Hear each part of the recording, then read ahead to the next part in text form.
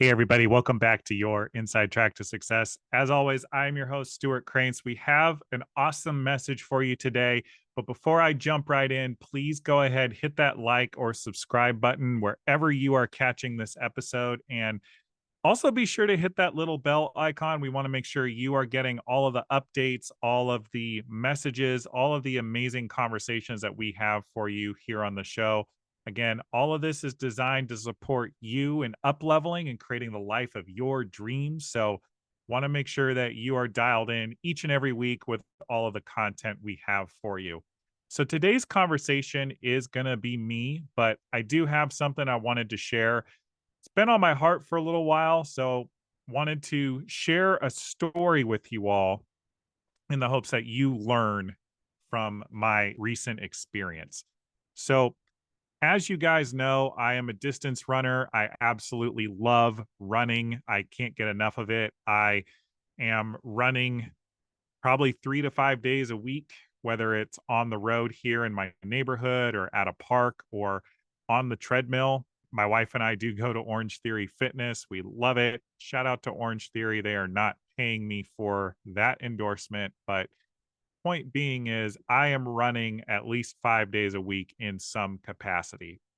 And while I have long ago let go of my dreams of playing in the NBA or becoming a otherwise professional athlete, I still love athletic competition. I love challenging myself, but most importantly, I love throwing myself into something where I can very clearly control what I can control. I can put forth the effort necessary to be successful or not. And I can measure my progress each and every time out. So every time I go out for a race, I'm trying to run a personal best. I am doing everything I can in my power in the days and weeks leading up to those races to put myself in position to be as successful as I can every time I'm out there on the race course.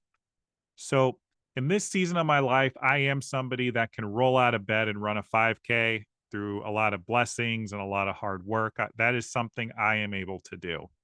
My favorite race currently is a half marathon. It's for all the reasons I just mentioned. It's something that I actually get to train for in order to show up and be successful. And in a lot of ways, this is an adage you might see on social media, but people talk about how the race day is the celebration of all of the hard work that you put in leading up to the race. And I couldn't agree more. If I have done the work, or if you have done the work in training properly, in nourishing your body properly, in getting the right amount of rest and recovery properly, the race should be a piece of cake. Well, this past April, I ran the 2024 Cap City Half Marathon here in Columbus, Ohio, and I wanted to share with you that it was not a piece of cake. It was not easy by any stretch of the imagination. And I had several friends run this race with me, and they all had a really rough time as well. You see, what happened, y'all, was weather being what it is here in the state of Ohio, we endured a pretty interesting winter in terms of weather. Almost all of my training runs were at about 40 to 45 degrees. Sometimes it was rainy. Sometimes I even ran when there was a little bit of ice on the ground. One time I ran with some falling snow, which was pretty interesting to say the least. And y'all, I kid you not, in the week and a half leading up to this race, the weather never got above 60 degrees. And on race day, it was the warmest day of the year of 2024 up to that point. It was about 80 degrees in the middle of the race. The sun was beating down hot. The water stations were absolutely picked over by the runners as we ran by to get our free water or Gatorade cups.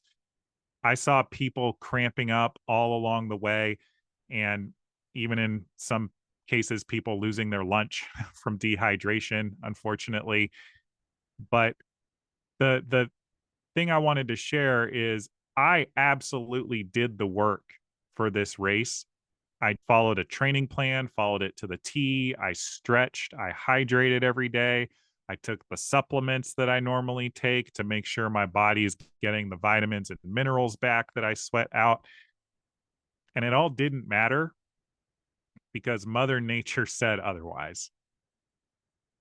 I actually trained harder, trained better, trained more effectively and efficiently this year than I did for the 2023 version of the Cap City Half, which, by the way, was the exact same race course each year, exact same turns, exact same everything was exactly the same. The difference being it was about 30 degrees warmer in 2024 than it was in 2023.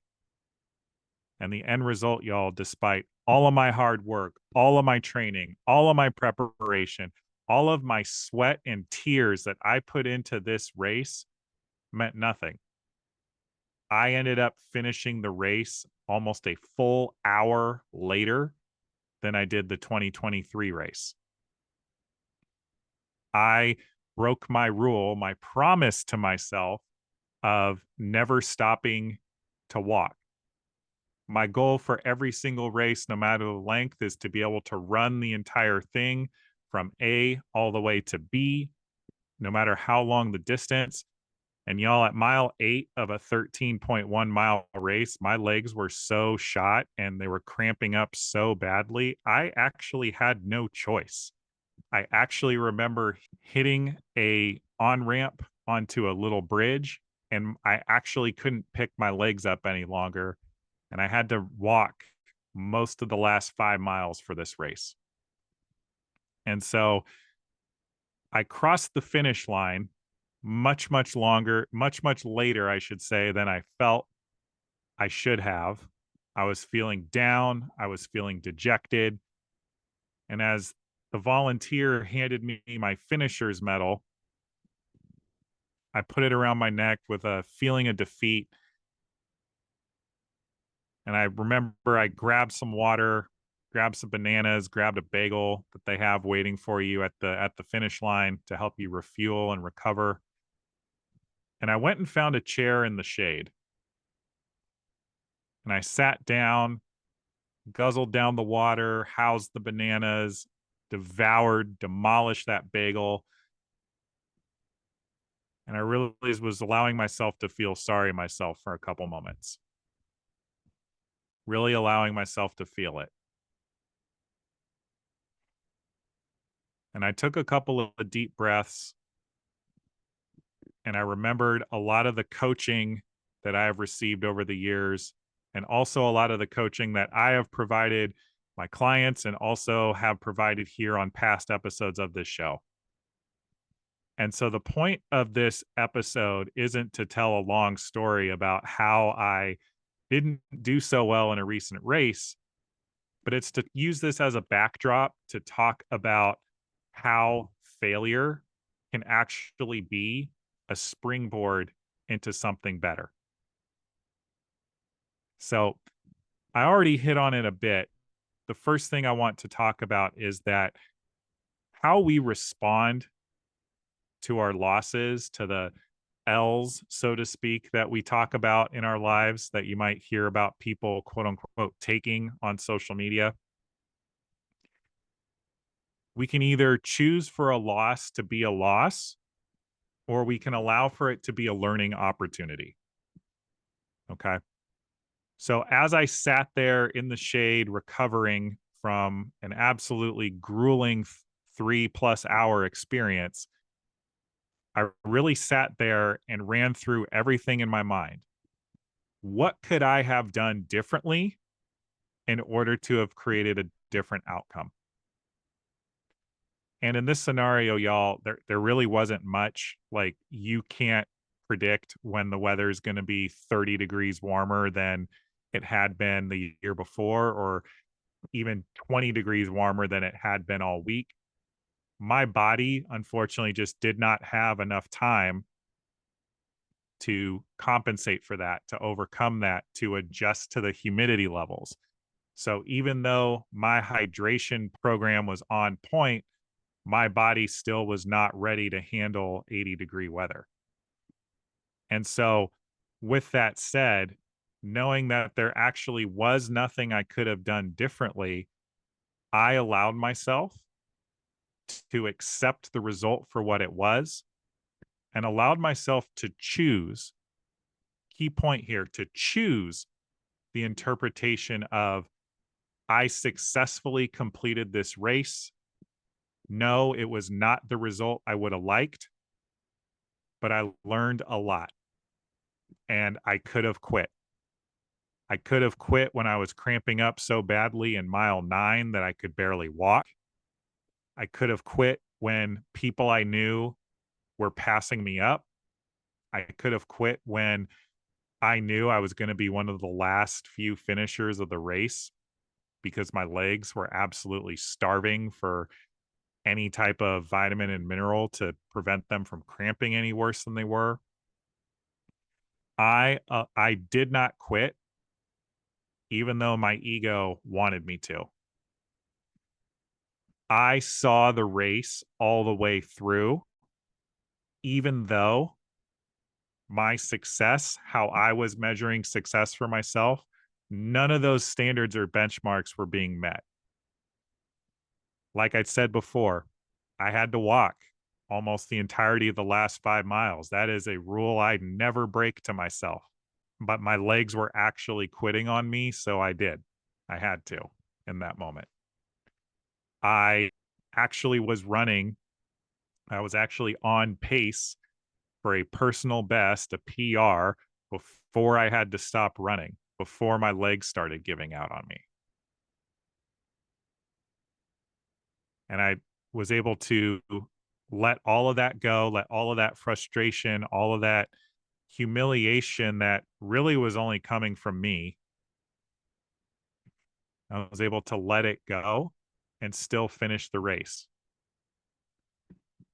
And while I would love to look you in the eye and say I did it with my head held high, I did require some self coaching in that moment to get to the place where I can look you in the eye right now and tell you that my head is held high because I finished a race that so many people did quit.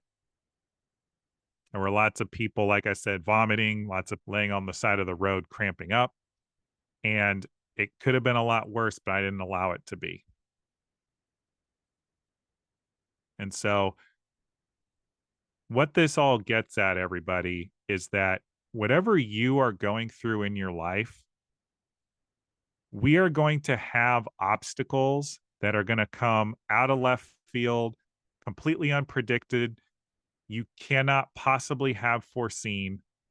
Sometimes they are going to knock you off your course.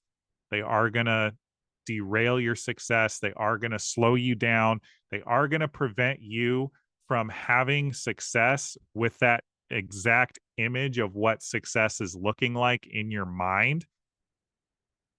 And you just get to let it go. You get to release that attachment to what success means in that moment and continue moving forward. I could be sitting here right now telling you, oh, that was such a horrible race. I'm never running a race again.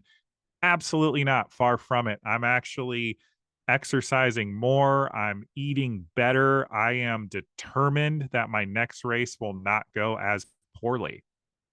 And I'm going to be running my next half marathon sometime in October.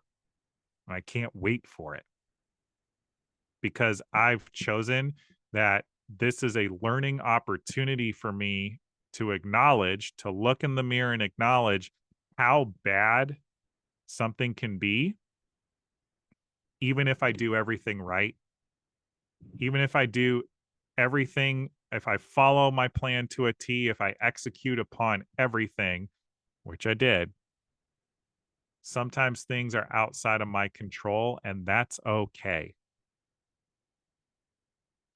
I am not any less of a person because I didn't hit a PR on a race.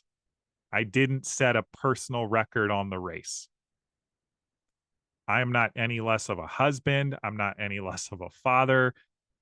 I'm not any less of a man, quite frankly. So, whatever meaning you guys are attaching to yourself in regards to your failures, let it go. If we think of it as like a backpack that you continue to fill with the stories you make up about yourself because it didn't look a certain way or because it wasn't the exact outcome you wanted, or this means you're a failure or you're not good enough, or you use this missed opportunity to reinforce your lack of self-worth. Let it all go. Let it all go. Release all of it, because that type of baggage is not serving you. Life can be extremely challenging as it is when everything is going right. You don't need to be making it harder on yourself, period. And so often we make things harder for ourselves because we are so attached to what the end result is going to look like. Every single one of us has stories and false narratives that we believe about ourselves over time. We believe that we are incapable and unworthy of our dreams, typically because of things that happened long, long, long ago. So when we allow our failures to continue to compound these narratives about ourselves, all we're doing is continuing to pour more cement around our legs that really restrict our growth, that restrict our ability to move in the direction of what we want to accomplish. And so I very easily, y'all, could have allowed myself to be taken out by how badly that race went for me. You see, growing up, I was always a tall kid, but I was pretty overweight. I've struggled with my weight my whole life. I have always been slow. I was always picked last or near last for sports teams at PE or recess because I couldn't run as fast as my teammates. And I wasn't as coordinated. I was kind of goofy. Even in periods of my life when I slimmed down, I would be gangly, goofy, unable to run as fast. Again, always picked last. So, knowing that I had a really awful race, how easy would it have been for me to allow that to feed right into the narrative of, oh man, I guess this isn't for me. Running this race is clearly beyond what I was meant to do. Or, oh, there I go. I am not worthy of being around any of the people that can run this race without cramping up. I definitely should let go of or reimagine a lot of my health and fitness goals. It would be super easy for me to do that if I allowed myself to, but I'm not going to, and I haven't. And the reason being is because the joy I get from running, the benefit I get from running in my health and in my mental health, and also just in my self-confidence, like I actually look pretty good when I look in the mirror, and I like to see the results that being in shape and living a healthy, active lifestyle create for my physical person.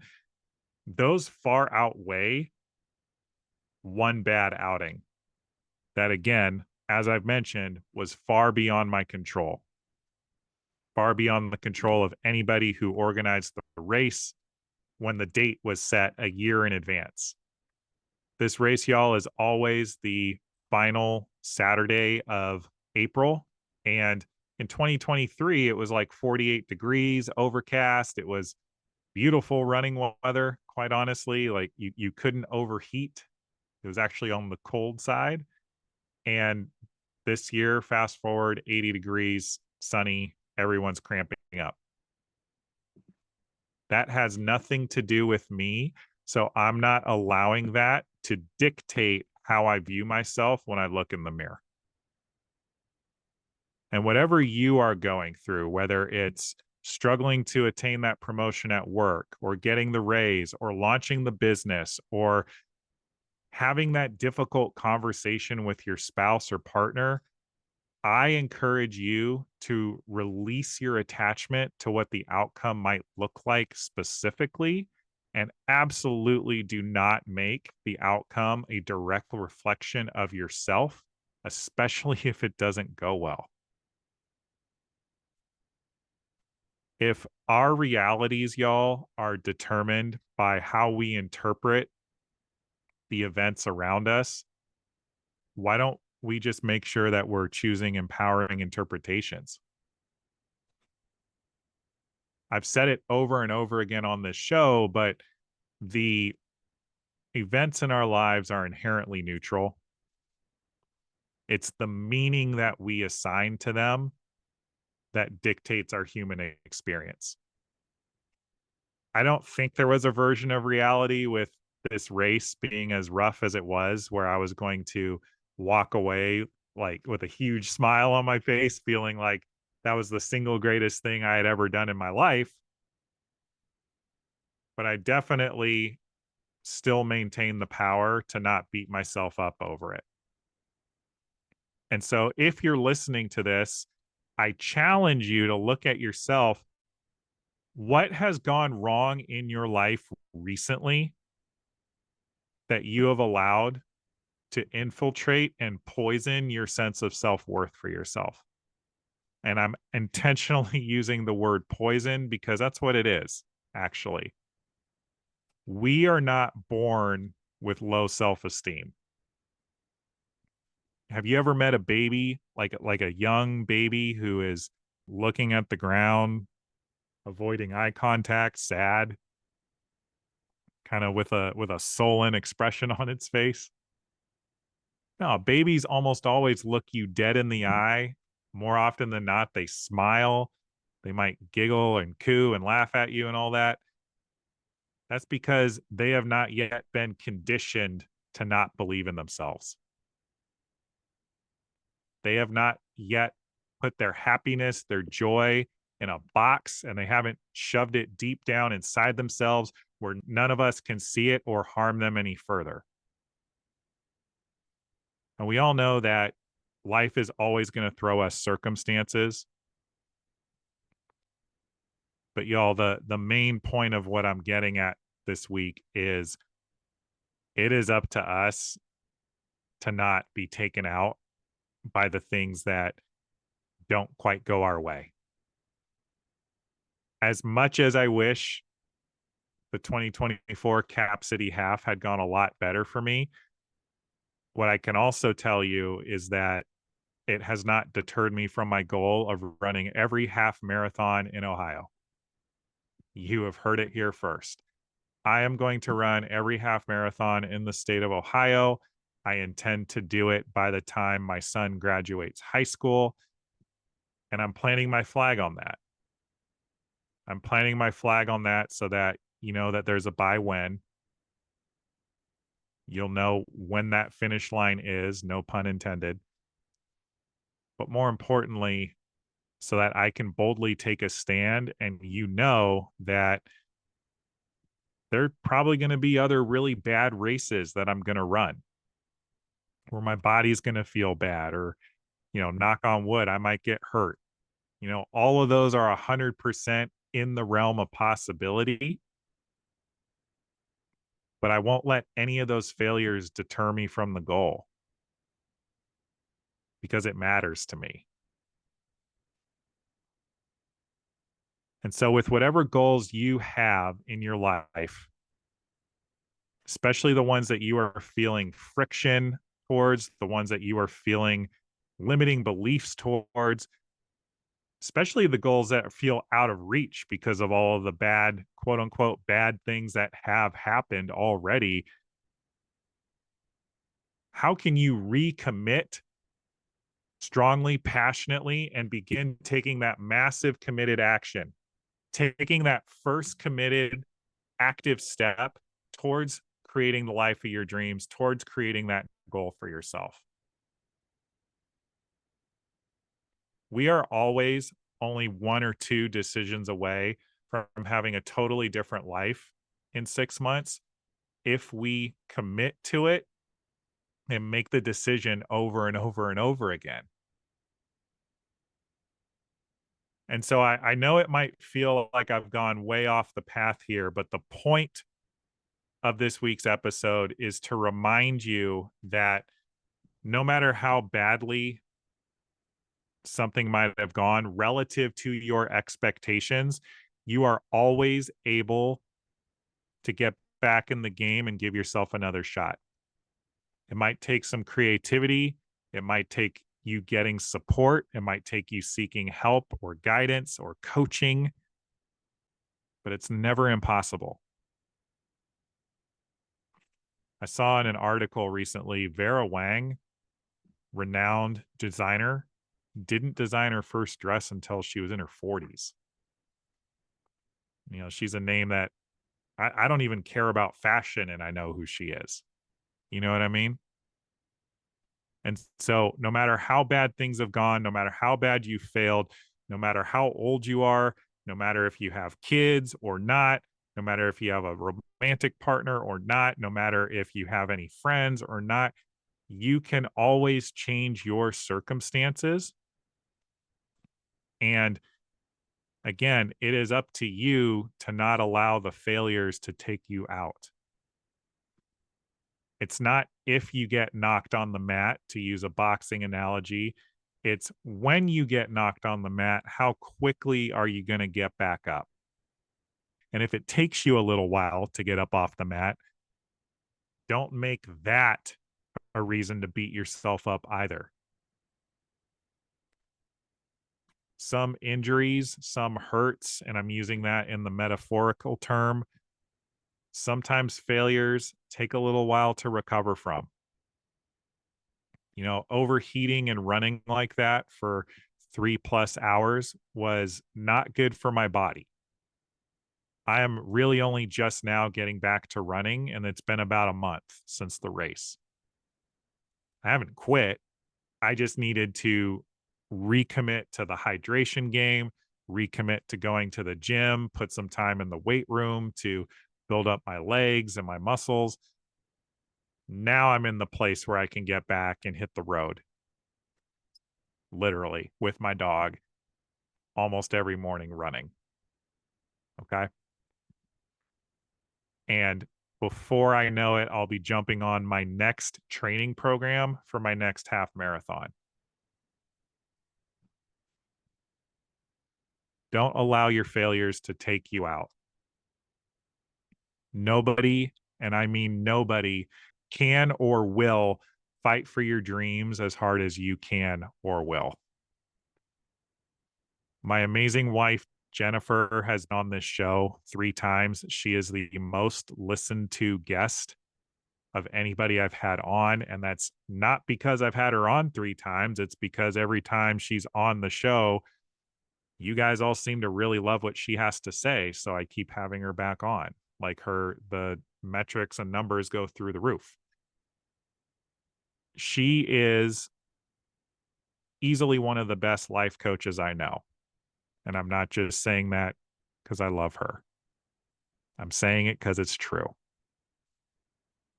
She knows I have goals and dreams. I know she has goals and dreams. We both work from home. We hear each other working on our goals and dreams each and every day, but I can never fight for her dreams as hard as she does, and she can't fight for mine because mine are mine and hers are hers. And so we are there to support each other through the thick and the thin. We are there to support each other through the ups and the downs. But at the end of the day, we both know that we are fully responsible for ourselves and our human experience here on this earth, no matter how bad it gets. And what I want you to hear listening to this is that you have it in you too to fight for yourself, your dreams, and the life you want to live. Maybe you need to keep yourself motivated. Maybe it's your kids. Maybe you want to have a better life for your kids than you had for yourself. Maybe you just want to have an impact in the world. You want to touch the maximum number of lives possible. Or maybe you need to go the Michael Jordan or Tom Brady route, to use a sports analogy here, where you manufacture reasons to get excited, to get out of bed, using the slights that come your way, personal slights, even if they're small, to motivate you to do the thing, to keep going. And I actually love this analogy because Tom Brady, actually not even arguably, y'all, the greatest quarterback of all time, was famously the 199th pick in the 2000 NFL draft. That means 198 people were picked ahead of him. That means every single team in the NFL passed on him multiple times before the New England Patriots finally chose him to play on their team. He uses that fuel each and every day, that embarrassment, that failure, to fuel him to become who he is today, the 7-time Super Bowl champion, which is the most all-time by any quarterback in NFL history, and all these other accolades and awards and records that I can't even begin to rattle off for you. But the point being is, that's a very famous example of taking a failure and allowing it to fuel you, and not allowing it to derail you or keep you down. Because I'm sure even if you don't like sports, you've probably at least heard the name Tom Brady. That would not be the case if, when he got taken in the 6th round of that NFL draft at pick 199, with, I believe, 6 or 7 quarterbacks taken ahead of him, if he had just laid down and been like, "Oh, I guess this football thing is not for me," he would not be the cultural icon in American sports. He would not be the household name that he is today if he had decided, this isn't for me. Only you can decide if your goals and dreams are no longer for you. Do not let it be anything external from you. It gets to be a decision that you make for yourself. And so, with that in mind,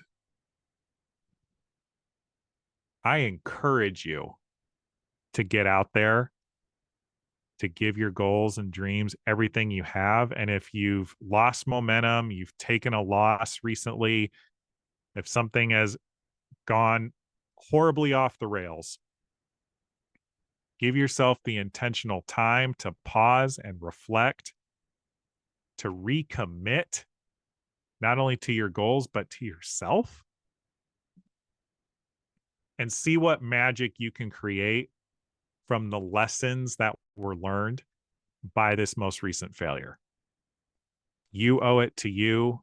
And I promise you, the world needs whatever it is that you want to create, especially in these times. And so, y'all, as always, I am your host, Stewart Kraintz. This has been another episode of Your Inside Track to Success. Please share this with somebody if you got any value from today's episode, which I know you did. Again, cost of admission is free, but please support us in reaching more people by sharing this just with one person directly, especially somebody who may have taken a big loss recently, or may have lost momentum, maybe strayed away from their goals or dreams, and can use a little bit of a pep talk.